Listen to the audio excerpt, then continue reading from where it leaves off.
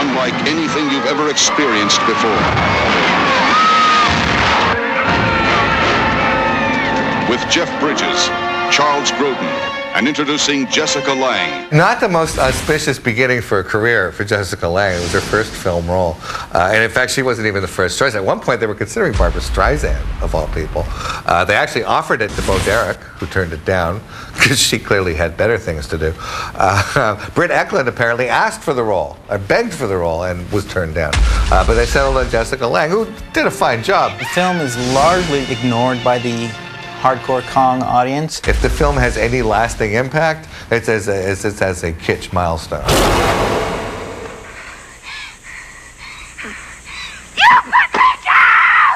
To Peter Jackson, the 1976 film was sort of like, it's his blind spot. He kind of he misses it. He doesn't notice it. It didn't happen, so. It is time. Give him the sword of the king. Become who you were born to be. Lord of the Rings, of course, having won its 11 Oscars and made all of this money and been just this huge blockbuster phenomenon, proved on a number of levels that this film, it was time for Jackson to do King Kong.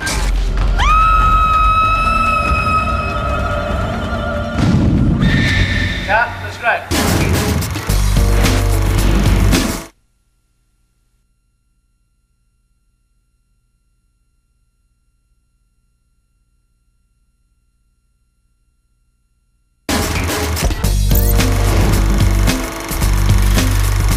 For 35 years I've had this, movie as my favorite film, and the fact that I'm remaking it now is like an incredible dream come true. Action!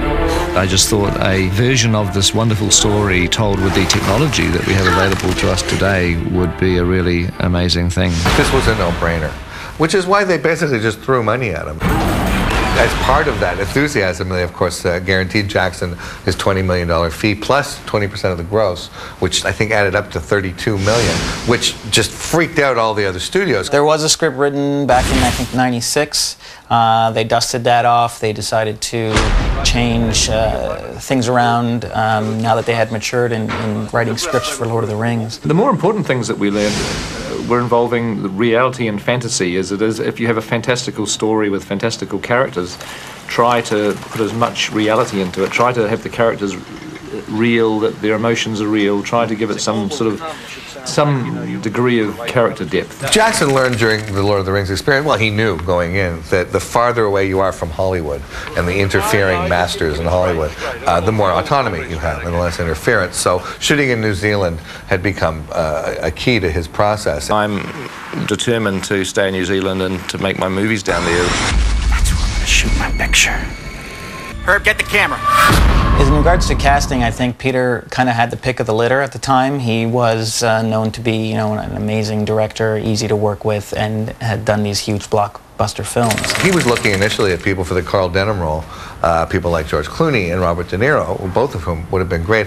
Ended up choosing Jack Black. I remember thinking to myself while I was watching Lord of the Rings, man, I have got to get an audition for whatever he does next. What is he going to do next? And then I thought, that's just stupid. The casting decision to choose Jack Black has caused a few curious question marks to be raised. A lot of people were a bit worried about this, with Jack Black being this kind of exuberant character that he is. It was totally miscast. He just was not, he just doesn't have the weight for that role, to make that role work. When he approached Adrien Brody, he had decided to look into what Adrien had done in his past, and he liked the look of Adrien, so he decided to go with Brody. There is a quality in this character that I've always longed to play, which kind of blends a sense of intelligence and sensitivity with a heroic side.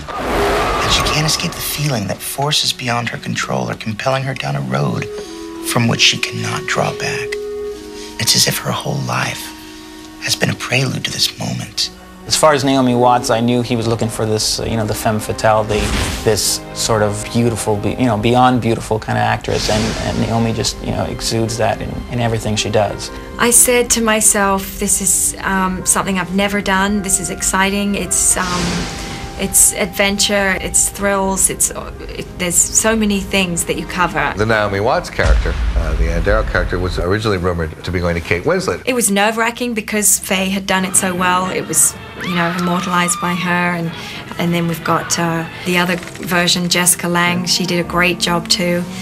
Big shoes to fill. Big shoes to fill. So you are ready for this voyage, Miss Darrow? Sure. Nervous? Nervous? No. Should I be? You'll always have naysayers. You'll always have people who will trust Peter, as the expression goes, trust Peter, and go with him on whatever he decides. And then there's always people who are kind of wary and they don't know how it's going to turn out. He means to murder us! Never! Sneagle wouldn't hurt a fly! Ah! He's a horrid, fat horrid!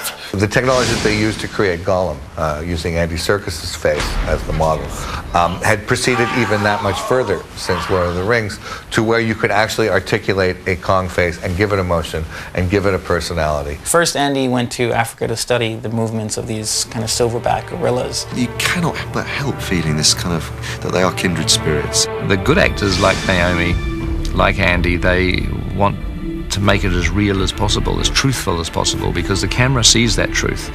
The camera sees into an actor's eyes and knows whether they're faking it or whether it's real.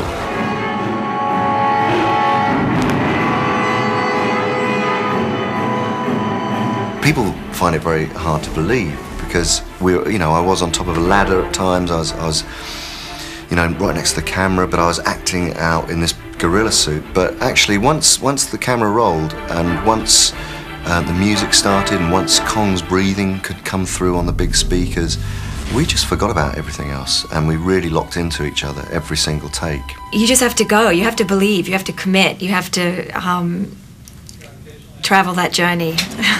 It's not something you learn in acting school. To make 1933 in modern-day New Zealand, no less, was a huge, huge project. They actually built a massive Times Square set. Of all the incredible sets, the New York set is without a doubt the most impressive. It's New York.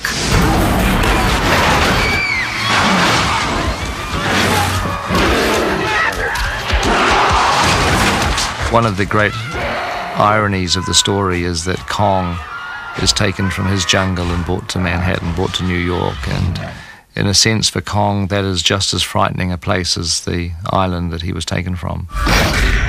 An uncharted island, a place that was thought to exist only in myth. Wall! There's a wall ahead!